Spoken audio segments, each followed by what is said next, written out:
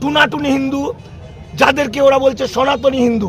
সনাতনীর সঙ্গে হিন্দুর কোনো সম্পর্ক নেই।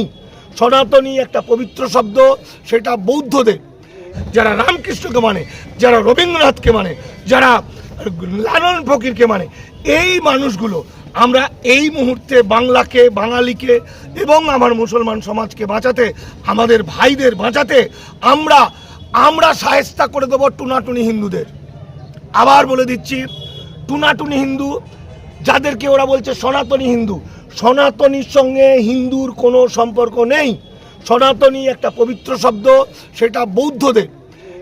এরা কায়দা করে সনাতনী কথাটা নিয়েছে। আমরা এদেরকে বলছি টুনাটুনি হিন্দু।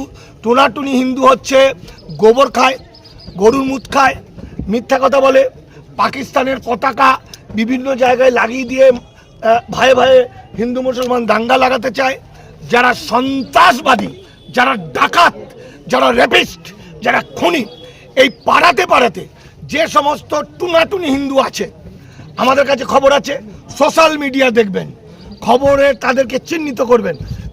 পাড়ায় যে সমস্ত টুনাটুনি হিন্দু আছে তাদেরকে চিহ্নিত করুন, তাদেরকে একবার সাবধান করুন বাবা মাকে ডেকে, যে আপনার ছেলে ভারতবর্ষের দাঙ্গা লাগাতে চাইছে, আপনাদের বাঙালির জাতিসত্তা ধ্বংস করতে চাইছে, বাংলাকে ধ্বংস করতে চাইছে, সাবধান করুন। যদি সাবধান না হয় তাহলে আমরা 95% ধর্মনিরপেক্ষ গণতান্ত্রিক হিন্দু আমার মুসলমান ভাইদের লাগবে না। কারণ মুসলমান ভাইদের ওরা যেভাবে অত্যাচার করেছে, যেভাবে জয় শ্রীরাম না বলার জন্য বা জয় শ্রীরাম বল বলে পিটিয়ে মারছে, যেভাবে পরিযায়ী শ্রমিকদের বাইরে তাদেরকে গাছে বেঁধে মারছে, গলায় দড়ি দিয়ে টেনে মারছে, হত্যা করছে, তারা আতঙ্কিত হয়ে আছে। তারা বাড়িতে থাকুক, তাদের দরকার নেই। তারা দেশকে ভালোবেসে, ভারতবর্ষকে ভালোবেসে ভারতের স্বাধীনতা সংগ্রামে গঙ্গার মতো রক্ত দিয়েছে। তারা সিপাহী বিদ্রোহের সময় 56,000 ফাঁসিতে হয়েছে।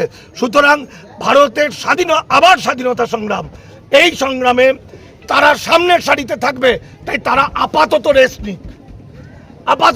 নিক, তারা ভাবনা চিন্তা করুক, আর তারা কোরআন শরীফ থেকে বিশ্ব নবীর সেই আয়াতগুলো পড়ুক, বিশ্ব নবীর সেই বক্তব্য, তার যে দেশপ্রেম, তার যে মানবতাবাদ, আল্লাহর যে বাণী, আল্লাহর যে শান্তির কথা, সেইগুলো তারা ততক্ষণ করুক।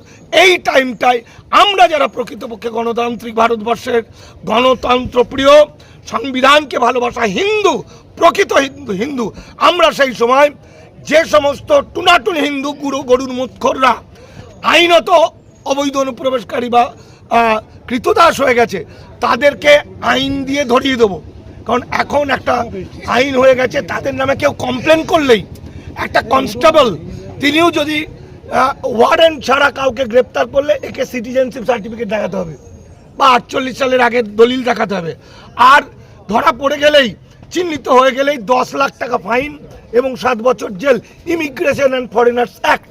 পাড়ায় অলিতে গলিতে যদি এই টুনাটুনি, গোবরখোর এবং গরুর মুৎখোর, সন্ত্রাসবাদী, খুনি, আমাদের বাংলার জাতিসত্তা ধ্বংসকারী মানে এই তথাকথিত হিন্দুর কুৎসিত হিন্দুরা যদি পাওয়া যায়, এরা যদি চুপ করে না থাকে, এরা যদি রাস্তায় বেরোয়, কোনো রকম দাঙ্গা লাগাতে চায়, আমাদের কাছে খবর দিন বা লোকাল থানায় আপনারা জানান।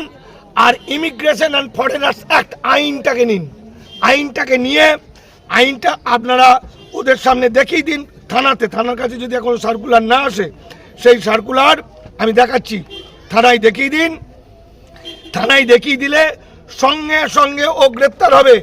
সঙ্গে গ্রেপ্তার হয়ে যে ওকে প্রমাণ করতে হবে ও ভারতের নাগরিক।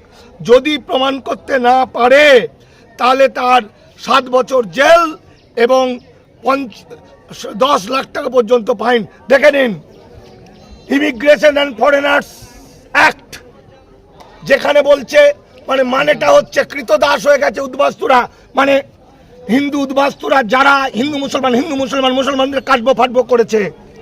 আমি সেই ভাইদের ভালোবাসা দিয়ে জোরহাট করে বলছি, ভাইরে, নিজের পরিবারকে বাঁচাতে, সন্তানকে বাঁচাতে, বাড়িকে বাঁচাতে সংযত হও তোমরা কৃতদাস হয়ে গেছে, তোমরা একত্রিত হও, তোমরা গোপনে মুসলমান ভাইদের সঙ্গে যোগাযোগ করো, ওয়াকফ আন্দোলনের ভিড়ের মধ্যে মিশে যাও, পিছনের দিকে, সামনে থেকো না, ধরা পড়ে গেলে বিপদ।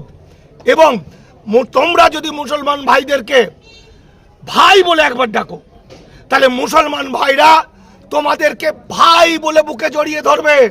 তাহলে মূল তোমরা কিন্তু একই রক্ত বইছে, শুদ্র রক্ত, শত শত বছর ধরে আগেকার।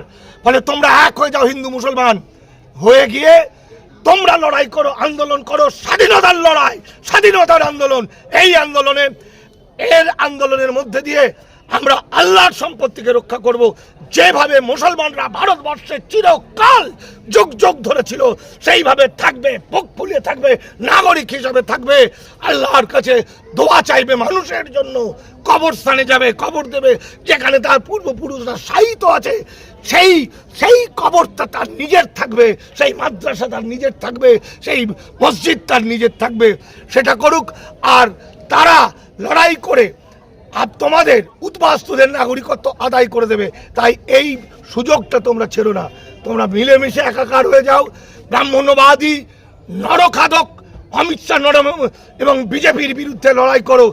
এর যদি অন্যথা করো, এরপরও যদি তোমরা এই টুনাটুনি হিন্দু করতে গিয়ে যদি তোমরা ক্ষতি করো, হিন্দু মুসলমান করো, আমরা তোমাদের ধরিয়ে দেবো।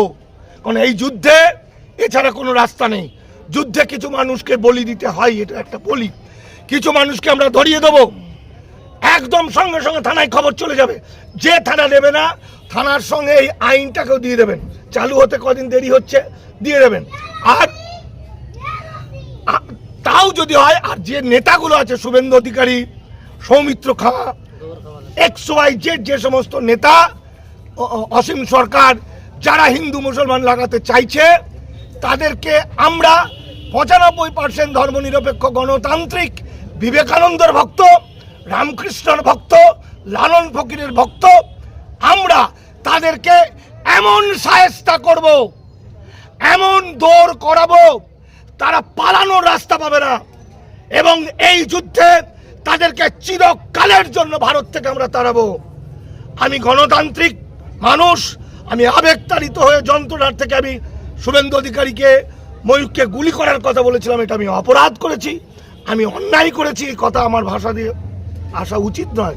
কিন্তু এই অন্যায়ের বিরুদ্ধে প্রতিবাদ করতে যা যা শায়েস্তা করার আমরা করব। অসংখ্য ধন্যবাদ।